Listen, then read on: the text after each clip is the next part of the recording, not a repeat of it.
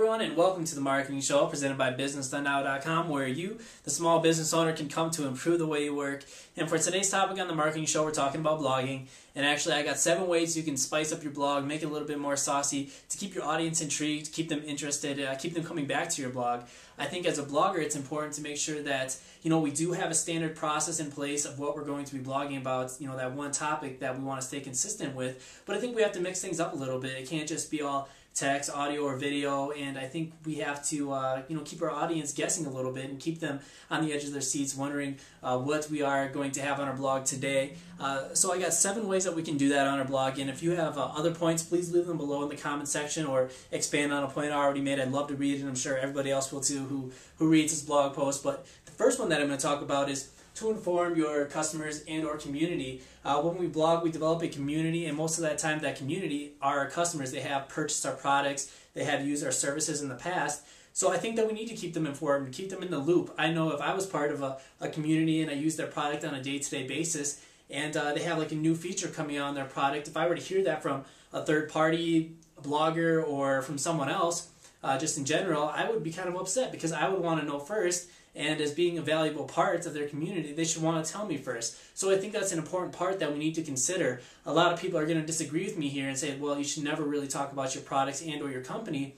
But I disagree with that. If you do it tastefully, from time to time, it works. As long as you don't do it on a day-to-day basis, then that's not going to work for you. But I think about a company like Apple, and this is a little bit more on a bigger scale, but it could work for us too, small business owners. The products that they pump out, people want to know, they want to be the first to know about it, and we're intrigued about the products that they put out, that we're interested in it, in the iPad, iPod, iPhone, this whole line of products that they have created. So we find that interesting, and your customers, your community will too. So look to use this as a way to sort of spice things up a little bit for you. I know it's not the most sexiest thing here that I'm probably going to talk about today, but it does work, and it's a great way to change things up. The next one, it's more commonly used throughout the web, but I'm going to talk about it anyway. I'm not going to expand greatly on it because we all know this tactic, and that's to have guest posts, have other people come onto our blog and talk about their area of expertise. So, for example, I talk about marketing. Well, maybe I want to have somebody come on that has maybe an expertise in sales, or maybe has an expertise in social media, because they kind of all relate to one another, and your audience is going to find that interesting. We get tired of hearing from the same person over and over again, so it's important that we bring in other people with different personalities, a different blog voice that our viewers are going to find interesting as well. So look to have the guest post, kind of a standard thing right now on the web, so I'm not going to talk too much more about that. The third one is speaking your mind, and I think this is really going to work well for those that have a popular, maybe sort of reserved sort of blog that they run. Spicing things up a little bit with like maybe an Outspoken Friday where you talk about topics that are sort of controversial, that fit in your realm of the one main topic that you talk about. But on Fridays you could talk about maybe something new that you could see happening in the future that hasn't happened yet. Whatever it could be. Use your imagination. I'm sure you can come up with something. But when you do this, you have to know that people are going to disagree with you, and they will probably voice that. But it leads to good discussion in the comment section of your blog, which we all look for. So that's something that you can do. Just speak your mind and let it be heard, and see how people react to it. I'm sure there's some, like I said, who will disagree with you, but then there's also those who will agree with you, and will find that interesting that you're forward thinking about what could be happening in the future for your industry. And I think it just positions you that much more as a resource for your audience. The fourth one that I want to talk about are reviews, and again, you see this a lot. But as entrepreneurs, we're always constantly reading, coming across great books that have really helped us in our businesses, or we come across products that improve the way we work in our day-to-day basis. So why not share that with our audience? If it works for us, it's going to work for them. So in doing so, it's a way to shake things up a little bit, but you're also providing that good information by doing so. The thing to keep in mind in here, though, is that you have to make sure that that book that you read, you found it was helpful, that product that you use, that it really did help you in your business before you actually promote it. Don't get yourself in trouble by promoting things that really haven't helped you. So always keep that in mind when you're doing the reviews.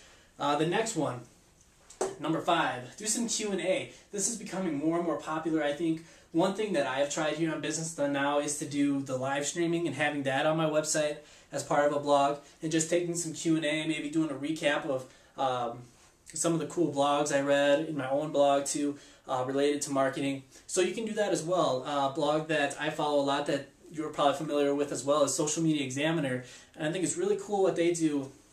They don't do this on their blog, but it would work for their blog too, possibly, is if on their Facebook wall they have an expert come on that's an expert in social media, whether that's LinkedIn, Facebook, Twitter, whatever that might be, and they just answer questions that people post on the wall and they respond to them, and that's a very effective way to keep your community engaged, and you can do something similar like that into your blog. There's no shortage of ideas there, so I'm sure you'll come up with something there, but Q&A, it's becoming bigger and bigger, I feel, on the web.